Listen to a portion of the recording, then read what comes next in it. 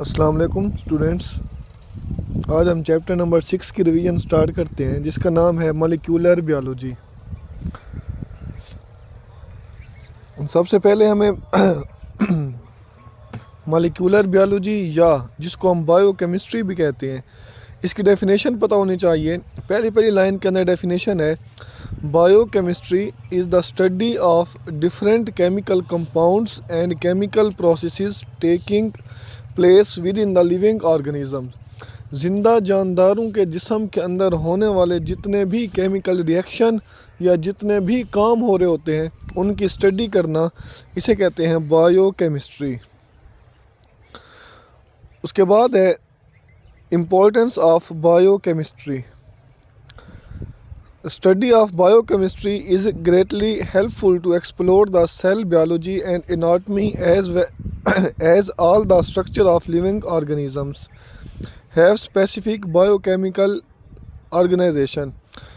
अब अगर आपने किसी भी जानदार के सेल या किसी भी जानदार के जिस्म के अंदरूनी स्ट्रक्चर की स्टडी करनी है तो आपको बायोकेमिस्ट्री हेल्प करेगी। आप बायोकेमिस्ट्री की मदद से उस पूरे जानदार के सेल और उसकी एनाटमी को स्टडी कर सकते हैं।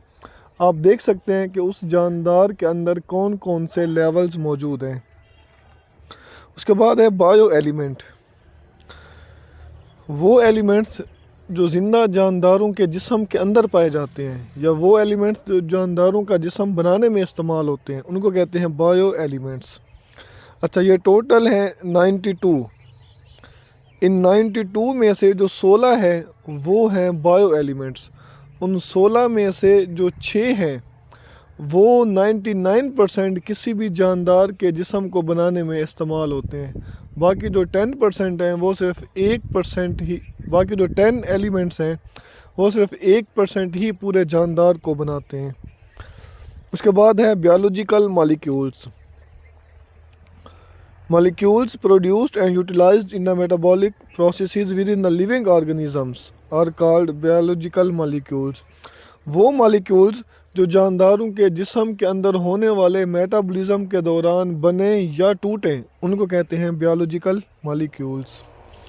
अब इन बायोलॉजिकल मॉलिक्यूल्स की मदद से ही कोई भी जानदार बना हुआ है।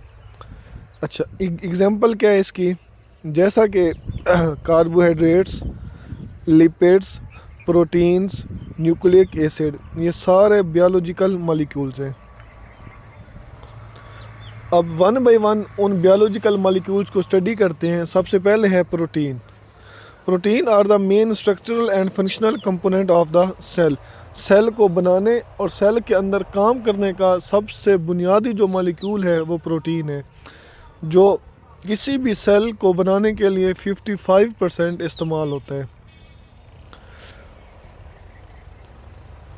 They are present in all types of cells. ये हर किस्म के सेल के अंदर पाए जाते हैं और सेल के अंदर जितने भी काम हो रहे होते हैं उस तमाम कामों के अंदर प्रोटीन इस्तेमाल होती है। अब देखते हैं केमिकल कंपोजिशन ऑफ प्रोटीन।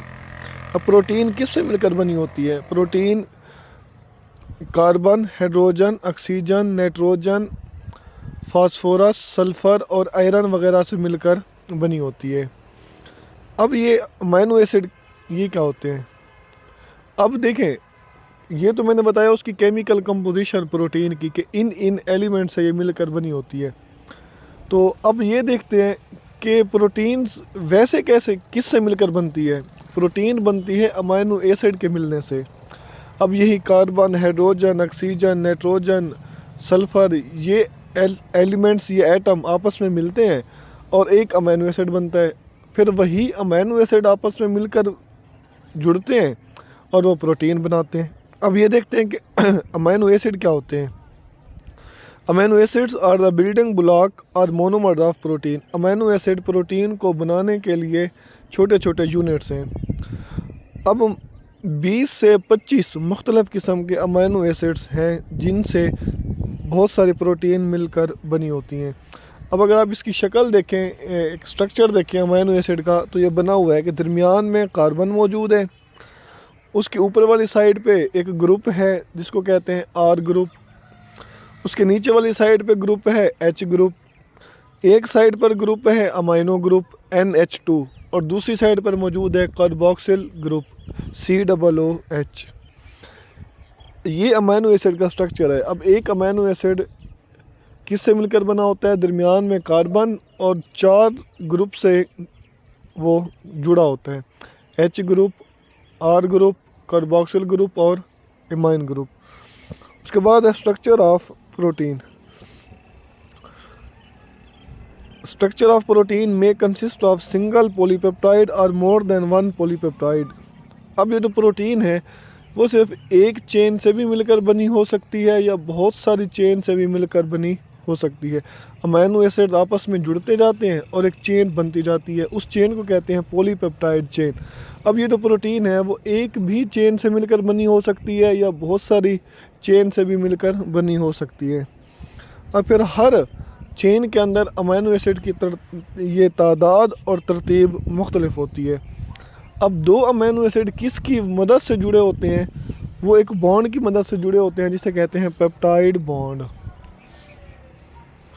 अच्छा, the structure of protein is classified as primary, secondary, tertiary and in some cases quaternary. अब 4 किस्म के प्रोटीन के स्ट्रक्चर हैं, प्राइमरी, सेकेंडरी, टर्शरी और quaternary.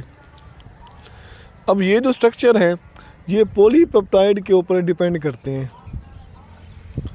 A linear polypeptide with a specific number, type and sequence of amino acid is called primary structure। अगर तो amino acid आपस में जुड़े हैं एक सीधी तरतीब में और एक पॉलीपेप्टाइड चेन बनी है और वो एक सीधी चेन बनी है, उस स्ट्रक्चर को कहेंगे primary structure. After synthesis, a protein does not remain in its primary structure. Polypeptide folds upon itself due to additional bonds to form higher structure level, secondary, tertiary और quaternary। अब फिर होता क्या है, कभी कभी वो जो प्राइमरी स्ट्रक्चर है या जो एक पॉलीपेप्टाइड चेन है वो सीधी नहीं रहती, वो फिर मुख्तलिफ बॉन्ड्स बनाती है जिसकी वजह से वो चेन लिपट जाती है एक दूसरे के साथ, जिसकी वजह से प्रोटीन के दूसरे स्ट्रक्चर बनते हैं, सेकेंडरी, टर्शरी और क्वाटरनरी। ये साइड बॉक्स में भी लिखा हुआ है इनके स्ट्रक्चर के बारे में, ये शक्ल भी दी हुई है। उसके बाद है फंक्शन ऑफ प्रोटीन। प्रोटीन का काम क्या है? Protein are very important molecules in our cell. Each protein within the body has specific function. हमारे सेल के अंदर ये प्रोटीन बहुत अहम है। हर प्रोटीन का हर सेल के अंदर मुख्तलिफ काम है। They are involved in the formation of many structure of the body. ये हमारे जिस्म के मुख्तलिफ हिस्सों को बनाने में इस्तेमाल होती हैं। They are also play important roles within body. 1 gram of protein है 4 किलो कैलोरी ऑफ एनर्जी। अब अगर 1 ग्राम प्रोटीन का हो तो उससे कितनी एनर्जी हासिल होगी? ये 4 किलो कैलोरी। उसके बाद है सोर्सेज ऑफ प्रोटीन। हम प्रोटीन कहाँ से हासिल कर सकते हैं? बीन्स, उसके बाद lentil, peas, nuts, milk, beef, mutton, poultry, meat, egg, fish, sea food. ये तमाम चीज़ें ऐसी हैं जहाँ से हम प्रोटीन हासिल कर सकते हैं, जैसे दालें हैं, गोश्त है, मटर है, अंडा है, दूध है, मछली है, उसके बाद बड़ा गोश्त है। इन तमाम चीज़ों से हम प्रोटीन हासिल कर सकते हैं। उसके बाद है दूसरा बायोमॉलिक्यूल जिसको कहते हैं lipids. A group of different types of organic compounds which are all hydrophobic in nature are collectively called lipids. अब हाइड्रोफोबिक किसे कहते हैं? वो चीज़ जो पानी में हल ना हो उसको कहते हैं हाइड्रोफोबिक। अब मुख्तलिफ़ किस्म के ऑर्गेनिक कंपाउंड्स, ऐसे ऑर्गेनिक कंपाउंड्स जो हाइड्रोफोबिक होते हैं, उनके ग्रुप को क्या कहा जाता है? लिपिड्स कहा जाता है। तो हम कह सकते हैं lipids are heterogeneous group of organic compound which are insoluble in water but soluble in organic solvents such as alcohol, ether, etc। तो हम कह सकते हैं कि जो लिपिड्स है ये मुख्तलिफ कंपाउंड से बना हुआ ऐसा ग्रुप है जो पानी के अंदर तो इनसॉल्युबल है, लेकिन जो ऑर्गेनिक सॉल्वेंट हैं जैसा कि अल्कोहल वगैरह उसके अंदर ये हल हो जाता है। उसके बाद है molecules of lipids are composed of carbon, hydrogen and oxygen like carbohydrate. अब ये लिपिड्स किससे मिलकर बने होते हैं? कार्बन, हाइड्रोजन और ऑक्सीजन से। 1 gram of lipids contain double amount of energy than carbohydrates because they have relatively more carbon hydrogen ratio than carbohydrates. अब सबसे ज़्यादा जो एनर्जी होती है वो लिपिड्स के अंदर पाई जाती है। क्यों? क्योंकि लिपिड्स के अंदर कार्बन और हाइड्रोजन के दरमियान बॉन्ड्स की तादाद बहुत ज़्यादा होती है बजाय कार्बोहाइड्रेट और प्रोटीन के। उसके बाद है structure of lipids. Lipids which are mainly made up of fatty acid and glycerol are called acyl glycerides. अब ये जो लिपिड्स हैं ये किससे मिलकर बने होते हैं? फैटी एसिड और ग्लिसरॉल से। ग्लिसरॉल का मतलब अल्कोहल से, इसलिए इनको कहा जाता है एसाइल ग्लाइसराइड्स। उसके बाद है फैटी एसिड्स में बी सेचुरेटेड और अनसेचुरेटेड। अब ये जो फैटी एसिड्स हैं ये सेचुरेटेड भी हो सकते हैं और अनसेचुरेटेड भी हो सकते हैं। सेचुरेटेड किसे कहते हैं? जिनके अंदर डबल बॉन्ड सिंगल बॉन्ड हो। और अनसेचुरेटेड कहते हैं जिनके अंदर ऐसे एसिड्स जिनके अंदर 2 या 2 से ज़्यादा डबल बॉन्ड मौजूद हों। अच्छा, saturated fatty acids have all carbon single bond carbon and और solid at room temperature, cheese, butter, ghee etc। अब ये जो सेचुरेटेड फैटी एसिड होते हैं इनमें कार्बन और कार्बन के दरमियान सिंगल बॉन्ड होता है और जो नॉर्मल टेम्परेचर के ऊपर सॉलिड हालत में पाए जाते हैं, जैसे कि पनीर है, कोई भी मक्खन है या घी है, अगर आप इसे कमरे में ऐसे रख दें तो ये सख्त हालत में होते हैं।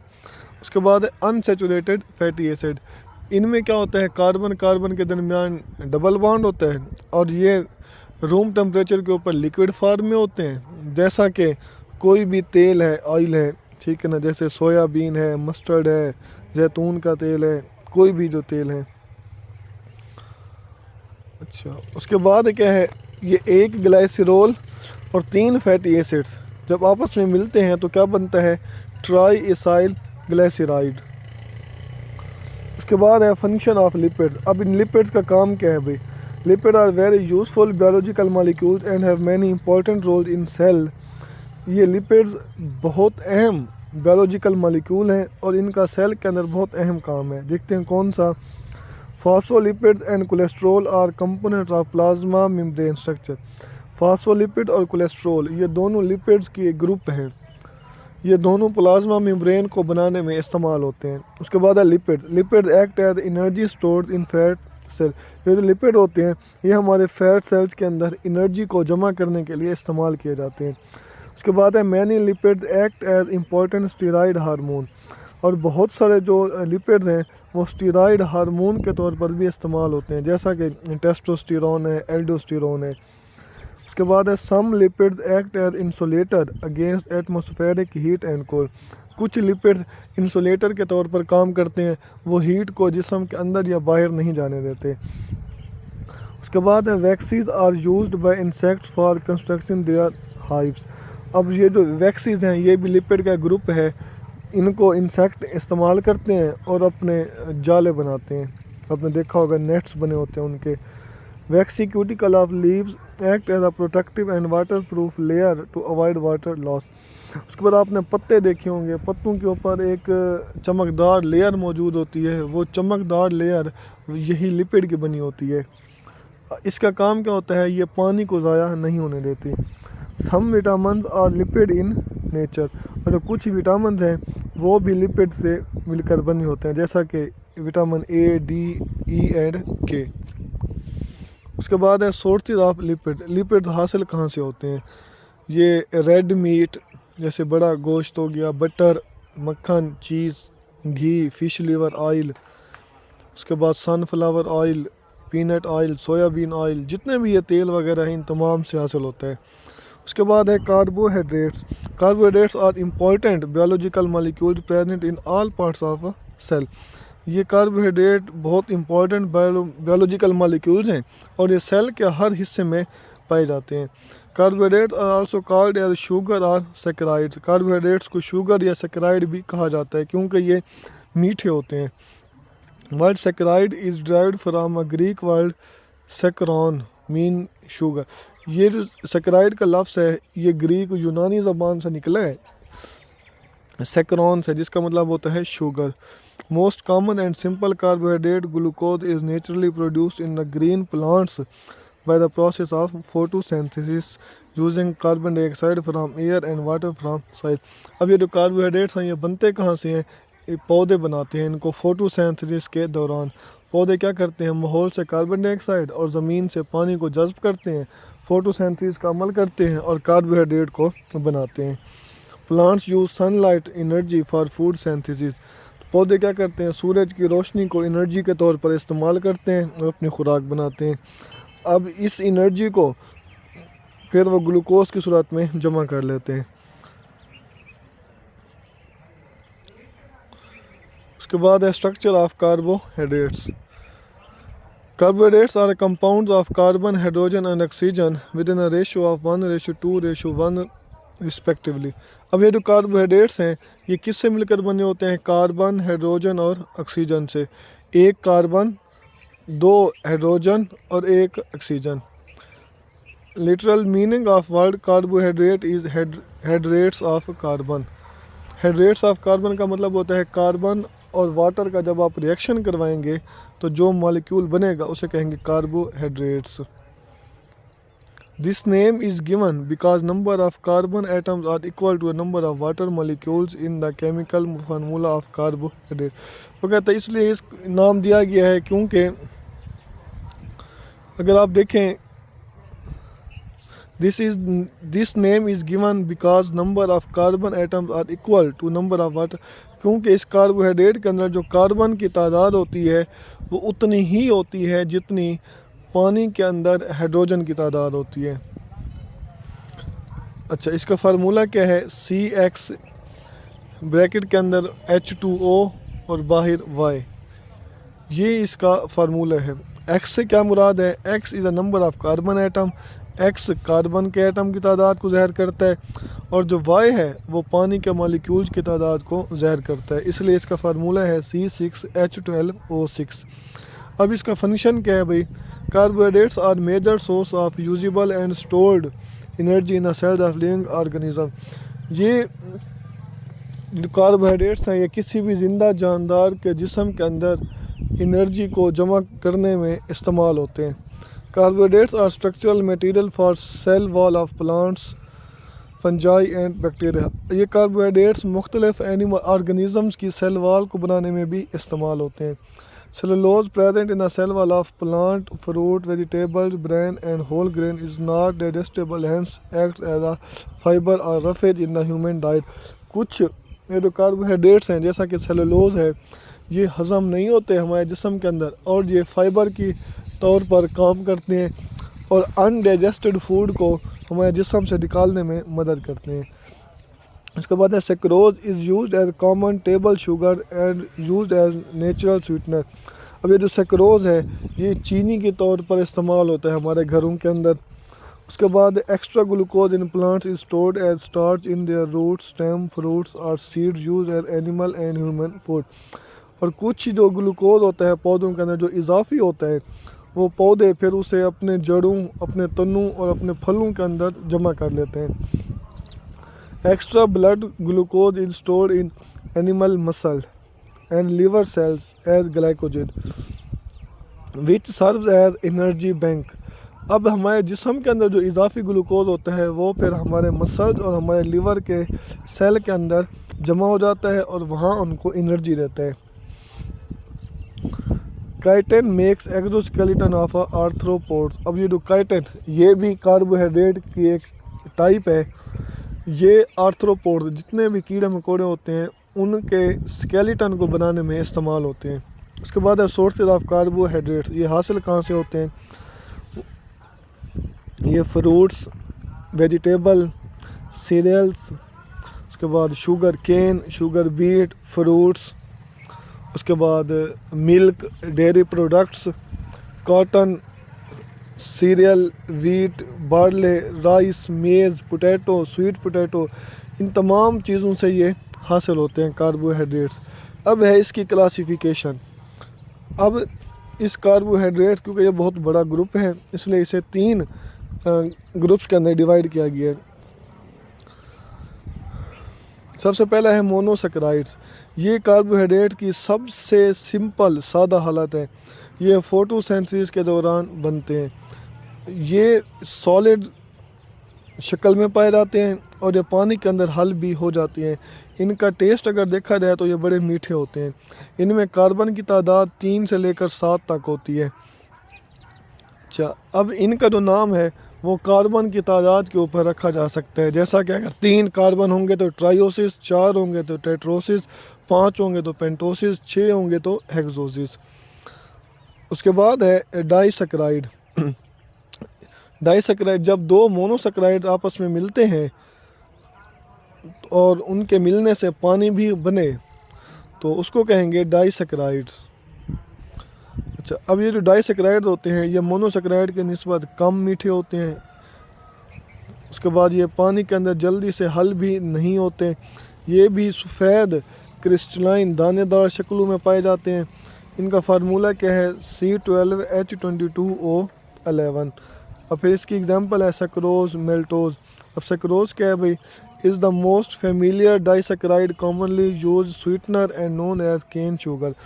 ये सबसे आम कार्बोहाइड्रेट है या डाइसेकेराइड है और ये कहाँ से हासिल होता है? गन्ने से हासिल होता है, जैसे चीनी हम जिसको कहते हैं। उसके बाद है मेल्टोज। जब स्टार्च और ग्लाइकोजन आपस में मिलते हैं तो उनके मिलने से ये क्या बनता है? डाइसेकेराइड। या आप ये भी कह सकते हो कि जब ग्लूकोज और ग्लूकोज आपस में मिलते हैं तो एक मेल्टोज बनता है और साथ ही पानी रिलीज़ होता है। ये भी मीठा होता है, ज़्यादा मीठा नहीं होता मोनोसेकेराइड के मुकाबले में, और पानी के अंदर हल भी हो जाता है। उसके बाद है lactose. Is naturally found in milk and milk product. ये दूध के अंदर पाया जाता है। ये ग्लैक्टोज और ग्लूकोज के मिलने से बनता है। उसके बाद है polysaccharides. Polysaccharide the largest group of carbohydrate. ये कार्बोहाइड्रेट का सबसे बड़ा ग्रुप है। They are complex carbohydrates and polymer of more than 10 monosaccharide. जब 10 या 10 से ज़्यादा मोनोसेकेराइड आपस में मिलते हैं तो एक पॉलीसेकेराइड बनता है। ये कहाँ पाया जाता है? ये पौधों के सेल के अंदर भी पाया जाता है और ये एनिमल्स के अंदर भी जमा होता है, जैसा कि स्टार्च है, ग्लाइकोजन है। ये मीठे नहीं होते और ये पानी के अंदर हल भी नहीं होते। इनका कोई भी जायका नहीं होता। जब ये टूटते हैं तो ये मोनोसेकेराइड्स में तब्दील हो जाते हैं। उसके बाद है nucleic acid. Nucleic acid are most important organic biomolecule which store and transfer hereditary information from one generation to next. अब ये न्यूक्लिक एसिड हैं, ये ऐसे बायोलॉजिकल मॉलिक्यूल्स हैं जिनका काम होता है एक नस्ल से दूसरी नस्ल के अंदर खसूसियात को मुंतकिल करना। अब न्यूक्लिक एसिड 2 टाइप्स के हैं, DNA deoxy ribo nucleic acid और RNA राइबो न्यूक्लिक एसिड। अब ये जो दोनों हैं DNA और RNA, ये दोनों किससे मिलकर बनते हैं? न्यूक्लियोटाइड से। अब है स्ट्रक्चर ऑफ न्यूक्लियोटाइड। न्यूक्लियोटाइड किससे मिलकर बना होता है? 3 चीज़ों से। पेंटोज 5 कार्बन वाली शुगर, उसके बाद है नाइट्रोजन बेस, उसके बाद है फॉस्फेट ग्रुप। अब ये जो पेंटोज शुगर है इसको मज़ीद 2 हिस्सों में तकसीम किया गया है, डीऑक्सी राइबोज और राइबोज। अब ये जो डीऑक्सी राइबोज है ये DNA में होती है और जो राइबोज है ये RNA में होती है। अब ये जो नाइट्रोजनस बेस है इसको भी 2 हिस्सों में तकसीम किया गया है, प्यूराइंस और पैरामाइडीन्स। अब ये जो प्यूराइंस हैं ये क्या है? Which are nitrogen containing double ring structure. ये डबल रिंग्ड स्ट्रक्चर हैं, 2 रिंग बने होते हैं और इनके अंदर नाइट्रोजन मौजूद होती है। इसकी एग्जांपल क्या है? एडानिन और गुआनिन। और ये जो पैरामाइडीन्स हैं ये एक रिंग वाला स्ट्रक्चर है और ये किससे मिलकर बनता है? इसके अंदर भी नाइट्रोजन होती है। इसकी एग्जांपल क्या है? साइटोसिन, गुआनिन और uracil. Name of nucleotide are given on the basis of types of pentose sugar and nitrogenous base they have. अब हम किसी भी मॉलिक्यूल का नाम कब रखेंगे? हम उसके अंदर देखेंगे जो पेंटोज शुगर है उसकी बेस के ऊपर। जैसा कि अगर उसके अंदर पेंटोज शुगर डीऑक्सी राइबोज है तो उसका नाम होगा DNA। अगर उसके अंदर अगर वो राइबोज है तो उसका नाम होगा RNA। Each deoxyribonucleotide can have one of the nitrogenous base from adenine, cytosine, guanine and thiamine. अब हर डीऑक्सीराइबोन्यूक्लियोटाइड्स के अंदर एक नाइट्रोजनस बेस होगी, या डीएनए या एडेनिन या साइटोसिन या गुआनिन या thiamine. The RNA molecules also consist of 4 types of nucleotides called ribonucleotide. अब ये जो आरएनए है ये भी 4 किस्म के न्यूक्लियोटाइड से मिलकर बना होता है। कौन कौन सी? एडेनिन, साइटोसिन, गुआनिन और यूरासिल। और आरएनए के अंदर थायामीन नहीं होती, थायामीन की जगह पे यूरासिल होती है। उसके बाद है स्ट्रक्चर ऑफ डीएनए।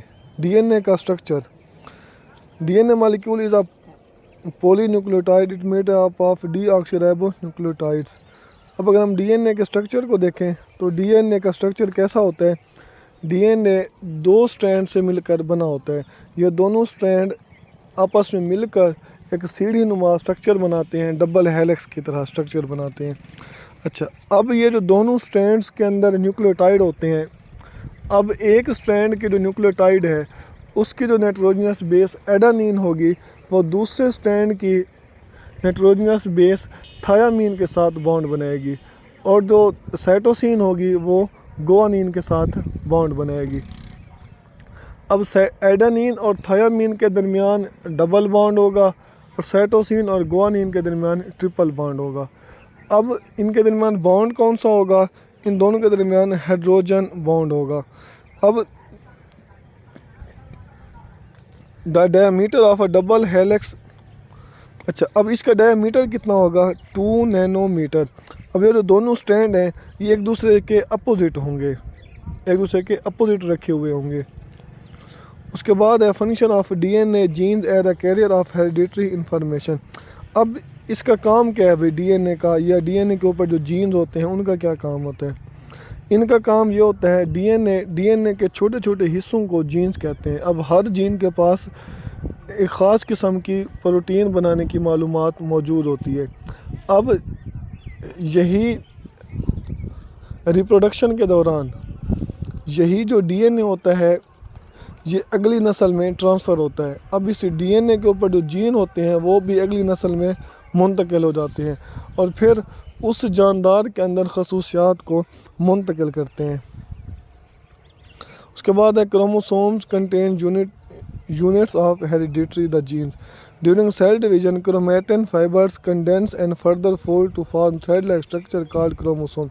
जब सेल तकसीम हो रहा होता है उस टाइम ये जो क्रोमेटिन मटेरियल होता है ये कंडेंस होकर सिकुड़ कर एक कम्प्लेक्स स्ट्रक्चर बनाता है जिसको कहते हैं क्रोमोसोम। अब इस क्रोमोसोम के ऊपर जीन होते हैं, यही जीन फिर अगली नस्ल में मुंतकिल होते हैं और खसूसियात को भी ट्रांसफ़र करते हैं।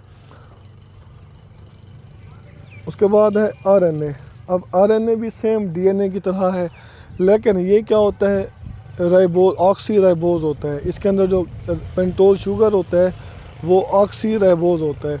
अब इसके अंदर कौन सी नाइट्रोजनस बेस होती हैं? एडेनिन, थायामीन नहीं, यूरासिल, साइटोसिन और गुआनिन।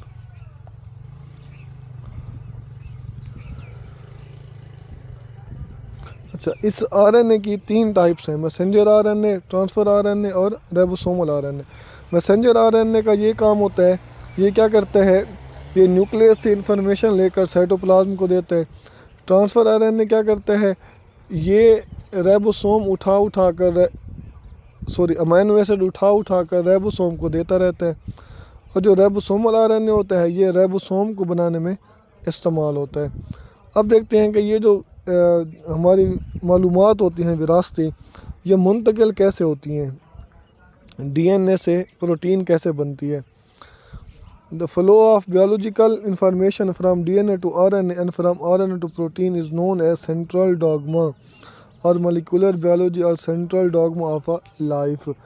अब देखें 2 अमल हैं, एक है डीएनए से आरएनए का बनना, दूसरा है आरएनए से प्रोटीन का बनना।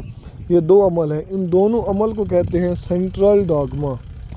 अब अगर देखें डीएनए से आरएनए, अब डीएनए से जब आरएनए बनेगा इस अमल को कहेंगे ट्रांसक्रिप्शन, जब आरएनए से प्रोटीन बनेगी इसको कहेंगे ट्रांसलेशन। अब होता क्या है भाई, मैंने अभी कहा है कि डीएनए के ऊपर जीन मौजूद होते हैं। अब हमारे सेल के अंदर किसी भी किस्म की प्रोटीन अगर बननी है तो होगा क्या, डीएनए का वो हिस्सा खुल जाएगा। अब उस जीन की कॉपी बनेगी, उस कॉपी को कहेंगे मैसेंजर आरएनए। अब देखें, ये जो डीएनए से मैसेंजर आरएनए बना है इसको कहेंगे ट्रांसक्रिप्शन। अब यही जो मैसेंजर आरएनए बना है ये न्यूक्लियस से निकलकर साइटोप्लाज्म के अंदर आ जाएगा। अब साइटोप्लाज्म के अंदर क्या मौजूद होंगे, राइबोसोम। राइबोसोम क्या करेंगे, उस मैसेंजर आरएनए के ऊपर जो मालूमात मौजूद होगी उसको पढ़ेंगे। उसको जैसे पढ़ेंगे, ट्रांसफ़र आरएनए क्या करेगा, वो अमीनो एसिड उठा कर देता रहेगा और राइबोसोम उसको जोड़ते जाएंगे, जिससे क्या बनती जाएगी, एक प्रोटीन बनती जाएगी। अब मैसेंजर आरएनए से प्रोटीन के बनने के अमल को क्या कहते हैं, ट्रांसलेशन। ये इस दोनों अमल को कहते हैं सेंट्रल डॉग्मा।